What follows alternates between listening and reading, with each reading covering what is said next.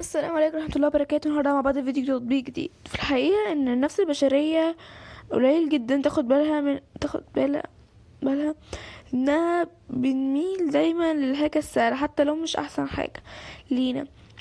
استنى بقى اكمل لك باقي الحقيقة في اخر الفيديو. بس يا صاحبي، انا هكلمك النهارده مش كخبير ولا كواحد بيبيع لك معلومه، لا كصاحب خايف عليك بجد وعايزك تستفاد من التطبيقات بدل ما هي اللي تستفاد منك. احنا بقينا عايشين في زمن تطبيقات، كل حاجه حواليك بقت زرار، اكل، مشاوير، فلوس، وحتى التذاكر لأي حدث أو مناسبة، وده في حد ذاته حاجة عظيمة. تطبيقات وفرت علينا وقت ومجهود كامل ممكن يضيع في طوابير وزحمة ولف كتير. والنهاردة خلينا نتكلم عن تطبيق مهم في حد ذاته، هو تطبيق 12 جو قطر حفل رحلة للعبار. التطبيق ده ببساطة معمول عشان تحجز تذاكر لفعاليات مختلفة، حفلات، مباراة، عروض، كل حاجة في مكان واحد من موبايلك، بدل ما تدور وتلف وتسأل كل الدنيا قدامك بضغطة زرار. طيب استخدمه ازاي صح؟ ركز معايا عشان دي اهم نقطة. اول حاجة متحمسش الاول، تذكر وتشوف، خليك هادي وشوف كل الاختيارات. تاني حاجة راجع تفاصيل الحدث كويس جدا، مكان، الميعاد، الشروط. تالت حاجة اتأكد من سياسة الاسترجاع عشان لو حصل اي ظرف. رابع حاجة ما تشتركش ببياناتك مع اي حد حتى لو قالك هساعدك. بس يا معلم، التطبيق ده مميزاته في كذا حاجة. سهل استخدامه حتى لو اول مرة تستخدمه، بيوفر وقت جامد جدا، بيديك بديل بدل ما تقعد تلف وتدور وتعمل ويجمع لك فايلات كتير في مكان واحد.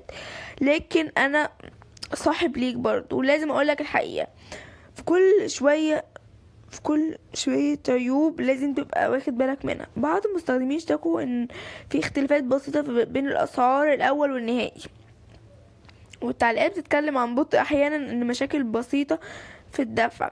وكمان في ناس قالت ان بعض الفعاليات بتخلص بسرعة جدا، وده بيخليهم يحسوا انهم اتسرعوا في الحجز. واكتر تعليق متكرر اخد تفاعل كبير. تطبيق حلو وسهل، بس لازم تركز في التفاصيل عشان ما تتفاجئش، وده كلام مظبوط جدا. تطبيق طب تيجي اسالك سؤال مهم، اقول لك سؤال مهم، تطبيق مجاني بيكسب ازاي؟ بص يا سيدي، مفيش حاجه ببلاش. الربح بيكون من عمولة على كل تذكرة، رسوم خدمة صغيرة بتضاف، شركات مع منتظمة الفعاليات. يعني ببساطة هو بيسهل عليك في نفس الوقت بياخد مقابل الخدمة دي. طيب هل ده وحش ولا ايه يعني بالظبط؟ حلو ولا وحش؟ بس لازم تبقى فاهم اللعبة يعني. لو حابب تبص على بدايل، في انيفيت بريت، ميزة فعاليات عملية وتنظيم المميزات. وفي كمان تيك ميترز، ميزة قوية جدا في الحفلات والمباريات الكبيرة.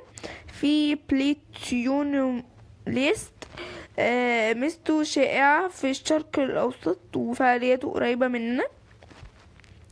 فرق بينهم ان كل واحد فيهم ليه نوع فعاليات مختلف، فاختار حسب احتياجاتك.